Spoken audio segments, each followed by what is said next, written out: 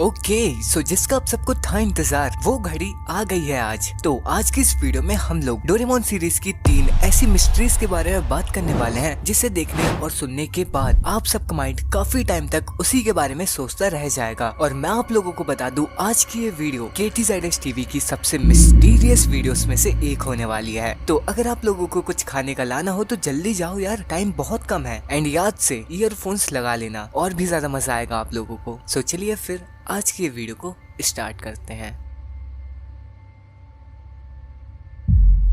तो ये mystery Doraemon के मिस्टीरियस और काफी क्रीपी एपिसोड की है। एंड ये एपिसोड की स्टोरी बहुत ज्यादा अजीब है। तो इस एपिसोड में डोरेमोन और Nobita long distance balloon letter controller name के गैजेट का यूज करते हैं। तो इसमें एक बैलून है और एक गैजेट है, तो इसकी मदद से इस बैलून को कंट्रोल किया जाता है। तो इस एपिसोड में नोबिता इस बैलून में लेटर लिखकर लगा देता है ताकि वो लेटर किसी सेलिब्रिटी या फिर किसी ब्यूटीफुल सी लड़की को मिल सके और वो नोबिता के साथ खेलने आ सके। अब मेरे को पता है आप लोगों का माइंड कहाँ तक जा रहा है, बट मिस्टीरियस वीडियो है ये, तो ज्यादा कुछ नहीं बोलने वाला मैं, समझने वाले समझ जाओ। फिर डोरेमोन उस बैलून को उड़ा देता है एंड नोबिता और डोरेमोन उस बैलून को अपने घर से ही कंट्रोल करते हैं। फिर उसके बाद वो लोग 1-2 सेलिब्रिटी तक उस बैलून को पहुंचाते हैं, बट अफसोस की बात वो उन तक नहीं पहुंच पाता। फिर उसके बाद उस बैलून को उड़ते उड़ते सुबह से शाम हो जाती है, लेकिन वो बैलून उड़ता ही रह जाता है और वो बैलून उड़ते उड़ते बहुत दूर तक चला जाता है, बट वो अभी तक किसी को भी नहीं मिला होता। फिर उसके बाद वो बैलून समुद्र के ऊपर उड़ रहा होता है। फिर उतने में ही वो लेटर किसी को मिल जाता है एंड उसके कुछ टाइम बाद नोबिता को भी एक लेटर आता है एंड उसमें कुछ ये लिखा होता है कि मैं तुमसे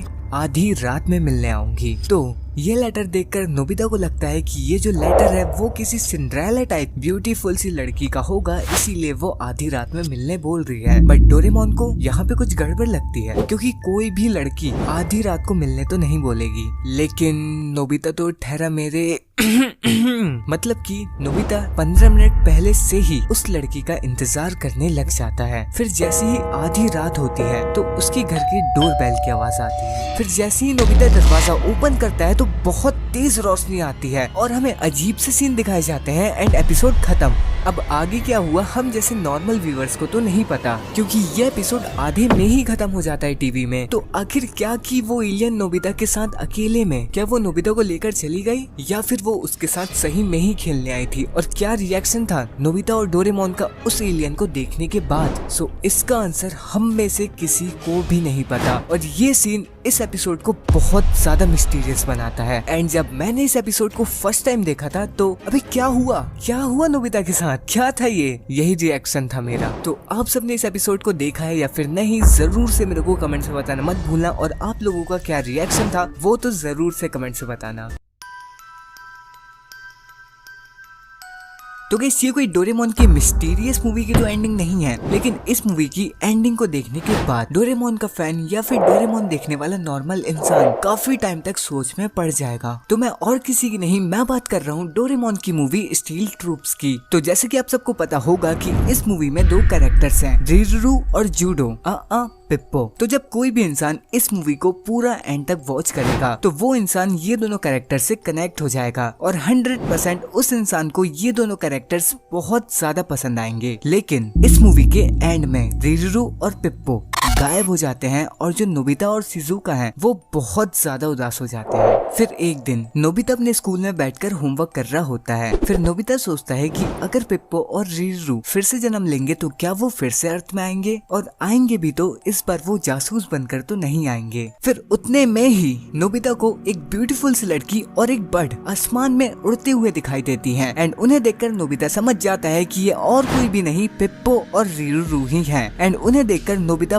बहुत ज्यादा खुश होता है। लेकिन अब बात ये आती है कि क्या ये बर्ड पिप्पो है, और अगर है भी तो वाओ वो बड़ा हो गया है। लेकिन क्या रिरुरू और पिप्पो नोबिता एंड बाकी सबको जानते हैं या फिर नहीं, क्योंकि पिप्पो और रिरुरू का पुनर्जन्म हुआ है। तो अगर वो लोगों का फिर से जन्म हुआ है तो सिंपल सी बात है वो लोगों के माइंड से सभी यादें इरेज हो गई होगी एंड जितना भी वक्त वो लोग एंड बाकी सबके साथ बिताया था वो सब भी उनके माइंड से चला गया होगा। तो क्या सही में ही पिप्पो और रिरुरू नोबिता एंड बाकी सबको भूल गए हैं या फिर उन्हें याद है? सो इसका आंसर तो हम में से किसी को भी नहीं पता, क्योंकि मूवी आधे में ही खत्म हो जाती है। एंड इसके अलावा भी लोगों के माइंड में काफी सारे क्वेश्चंस आते हैं इस एंडिंग को देखकर। पर तभी मेरे को इस एंडिंग को इस वीडियो पे लेना पड़ा। एंड मैं आप लोगों को बता दूं, इस एंडिंग पे पूरी एक वीडियो आने वाली है, तो चैनल को सब्सक्राइब करके रखना। तो ये मिस्ट्री डोरेमोन की mysterious movie Nobita and the castle of the under sea devil, जिसे हम Doraemon the movie Nobita and the underwater adventure name से जानते हैं।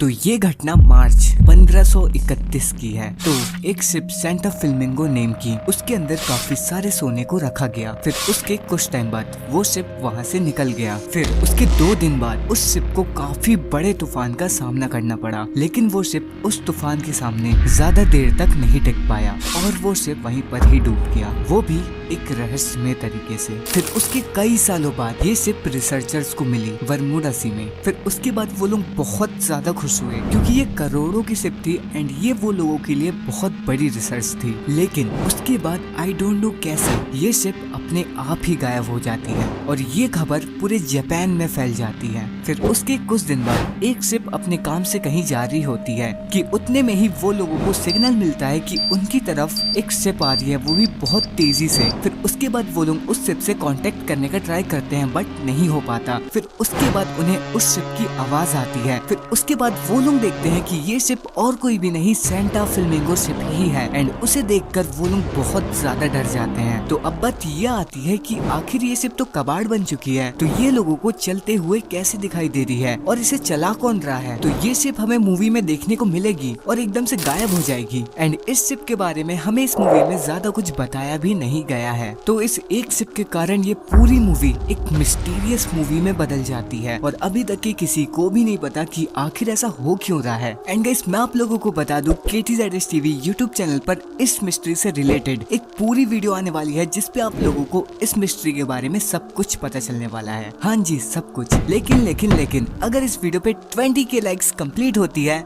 औकात में रहो।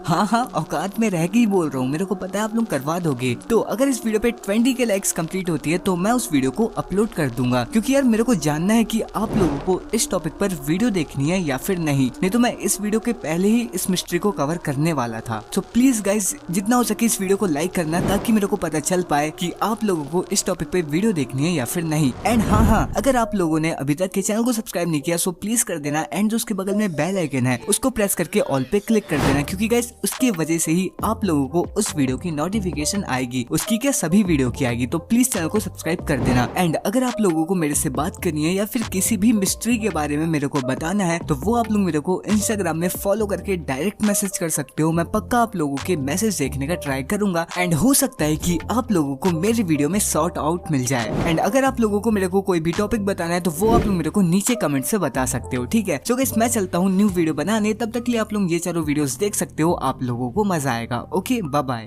और हाँ, टेक केयर।